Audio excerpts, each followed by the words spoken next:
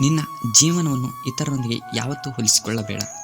ಯಾಕೆಂದರೆ ಸೂರ್ಯ ಮತ್ತು ಚಂದ್ರನನ್ನು ಹೋಲಿಕೆ ಮಾಡಲು ಸಾಧ್ಯವಿಲ್ಲ.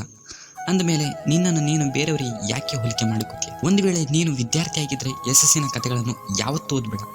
ಯಾಕೆಂದರೆ ಯಶಸ್ಸಿನ ಕಥೆಗಳಲ್ಲಿ ನಿನಗೆ ಕೇವಲ ಸಂದೇಶಗಳು ಮಾತ್ರ ಸಿಗುತ್ತೆ. ಅದೇ ನೀನು ಸೋಲಿನ ಕಥೆಗಳನ್ನು ಓದಿದ್ದರೆ ಅವುಗಳಲ್ಲಿ ನಿನಗೆ ಯಶಸ್ಸು ಗಳಿಸಲು ಬೇಕಾಗುವ ಐಡಿಯಾಗಳು ಸಿಗುತ್ತವೆ ಅಂತ ಡಾಕ್ಟರ್ APJ ಅಬ್ದುಲ್ ಕಲಾಂ ಅವರು ಹೇಳುತ್ತಾರೆ. ಮತ್ತು ನಿನ್ನನ್ನು ಯಾವುದು ನೋಯಿಸುತ್ತಿದೆಯೋ ನಾಳೆ ಅದೇ ನಿನ್ನನ್ನು ಬಲಗೊಳಿಸುತ್ತದೆ.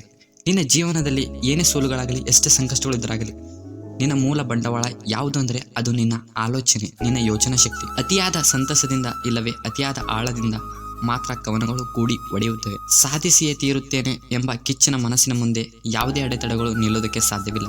ನೀನು ಯಶಸ್ವಿಯಾಗಬೇಕಾದರೆ ತಪ್ಪದೆ ಮಲಗೋದಕ್ಕಿಂತ ಮುಂಚೆ ಈ 2 ಕೆಲಸಗಳು ಮಾಡಬೇಕು. ಆಗ ನೋಡು, ನಿನ್ನ ಗೆಲುವನ್ನು ತಡೆಯೋದಕ್ಕೆ ಯಾರಿಂದನೂ ಸಾಧ್ಯವಿಲ್ಲ. ಮೊದಲನೇದು, ರಾತ್ರಿ ಮಲಗುವಾಗ ಈ ದಿನ ನೀನು ಏನು ಮಾಡಿದೆ ಅಂತ ಮೆಲುಕು ಹಾಕು. ನೀನು ಪ್ರತಿದಿನ ರಾತ್ರಿ ನಿದ್ದೆ ಮಾಡುವಾಗ ಮೊದಲ ದಿನ ಪೂರ್ತಿ ಏನು ಕೆಲಸ ಮಾಡಿದೆ ಅಂತ ಒಂದು ಸಲ ಮೆಲುಕು ಹಾಕು. ಅದು ನಿನ್ನ ಗುರಿಯನ್ನು ಸಾಧಿಸುವ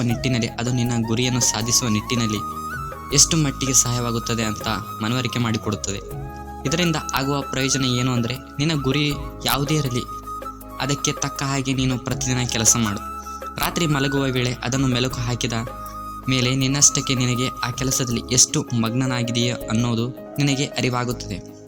ಎರಡನೇದು, ನೀನೇನು ಸಾಧಿಸಬೇಕು ಅಂದುಕೊಂಡಿದೆಯಾ ಅದನ್ನು ನೀನು ಮಲಗುವ ವಿರುದ್ಧ ಗೋಡೆಗೆ ಒಂದು ಹಾಳೆಯಲ್ಲಿ ಬರೆದಿಟ್ಟು ಅಂಟಿಸಿ ಮಲಗು. ಮುನ್ನ ಅದನ್ನು ತಪ್ಪದೆ ನೋಡು.